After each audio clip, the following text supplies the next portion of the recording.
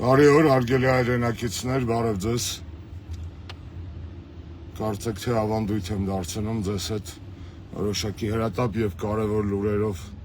կիսվելու այս ձևաչափը։ Եվ այսօրվա մեր եթերը վերնագրել եմ կոռուպցիա կա կոռուպցիա։ Հայաստանում կոռուպցիայի թարմ տվյալների մասին ուզում եմ ձեզ հետ կիսվել։ Մի քանի վայրկյան ոտներս կախկցենք մինչև մեր հանդիսատեսը լսարանը մեզ միանա։ Եվ այսպես, սիրելի հայրենակիցներ, այսօր առավոտյան լույս է տեսել միջազգային, տրանսազգային հասարակական կազմակերպության համաշխարհային մասշտաբի հայտնի Transparency International կառույցի տարեկան հերթական զեկույցը կոռուպցիայի ընկալման վարկանիշի մասին, ինդեքսի մասին իրականում, եւ սա այն կազմակերպությունն է, որը որ տարիներ շարունակ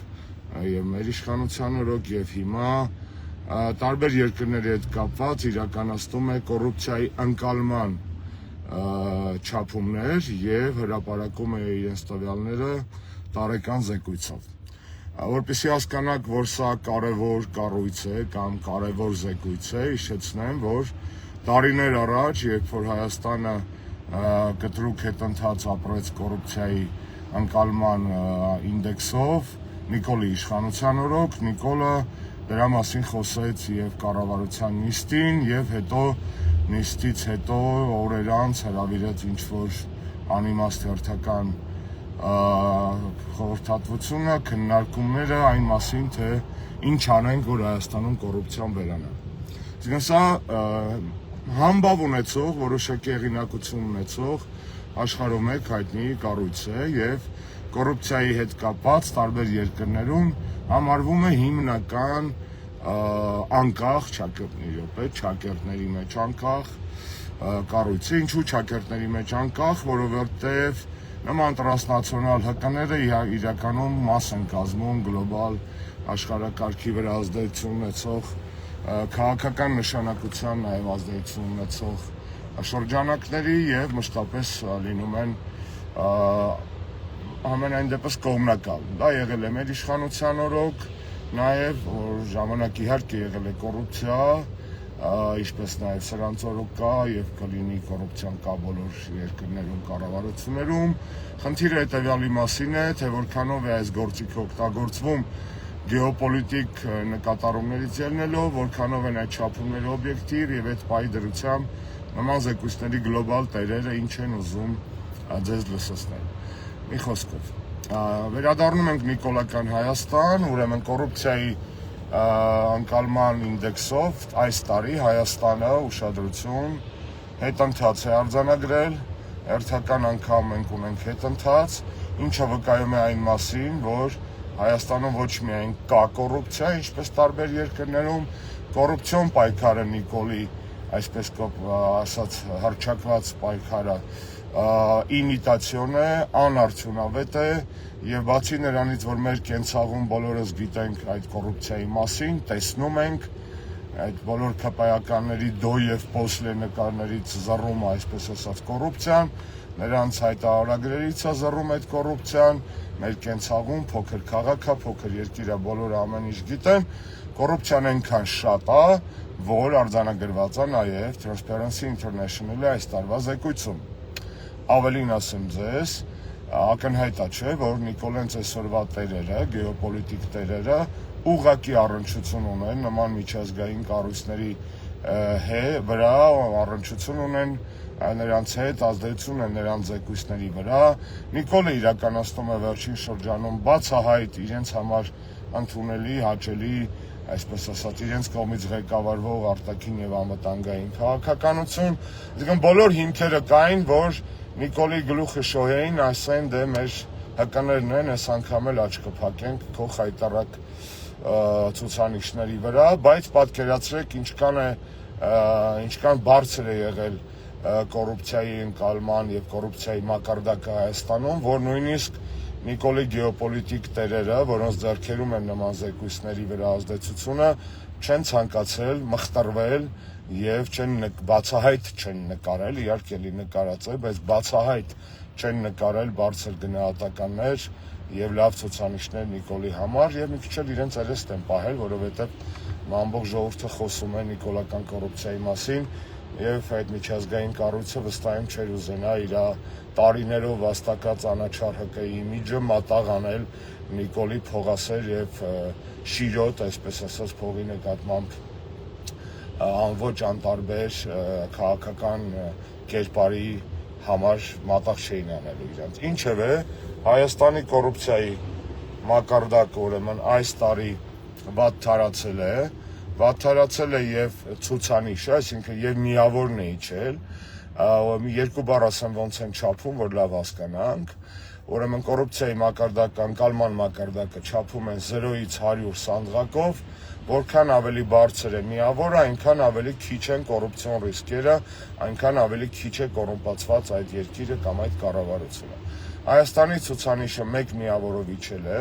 եւ այս տարի կազմում է 46 բալ 100-ից, նախորդ տարի դա ուրեմն 47 բալ էր, նորից կրկնեմ, իհարկե կարող էին ավելի օբյեկտիվ գտնվել եւ իրականում էլ ավելի շատ բալեր հանել Նիկոլական Հայաստանի կոռուպցիոն ցուցանիշից, բայց այս մի բալը գոնե հանել են, այսինքն ակնհայտ է, որ տենդենսը վատն է եւ ավելին Հայաստանի ցուցանիշները վատացել են նաեւ աշխարհում զբաղեցրած մեր տեղի առումով։ Մենք այժմ գտնվում ենք կոռուպցիայի մեկ վայրկյան, ես ձեզ բացեմ կոնկրետ տվյալ, երկրորդ հեռախոսով տվյալներն եմ փնտրում, որ ձեզ ավելի հստակ ասեմ։ Ուրեմն անցյալ տարի 47 բալ էր, հիմա 46, այսինքն ցուցանիշը վատ թարացել է։ Անցյալ տարի Հայաստանը 63-րդ տեղում էր աշխարհում, հիմա 65-րդ տեղում է, այսինքն նահանջել ենք այս սանդղակում եւս, այսինքն ինչքան բարձր երկիրը, այնքան ավելի բարձր տեղ է գրավում երկիրը, այնքան ավելի պակաս կոռումպացված է, մենք այստեղ էլ ենք նահանջել։ Այսինքն Նիկոլի կողմից դեռևս տարիներ առաջ հռչակված թեզը, որ Հայաստանում կոռուպցիա չկա, իհարկե բոլորս գիտենք, որ խաշած հավերը վերակենդանանում էին եւ հոմերիկ ծիծաղի մեջ էին ընկնում այդ թեզից, բայց ոչ միայն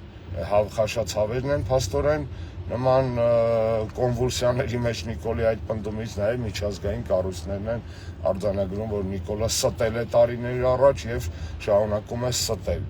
Այսինքն Հայաստանում կոռուպցիան շարունակում է ծաղկել Նիկոլի օրոք եւ Նիկոլի շնորհիվ կարող ենք ասել,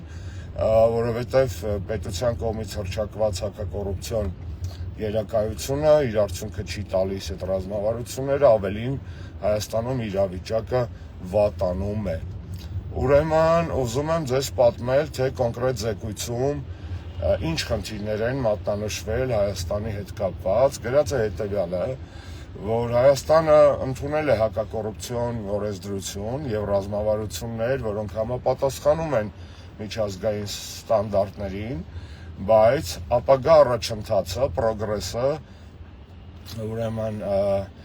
խոչընդոտվում է կամ կախված է, այսպես կարող ենք թարգմանել,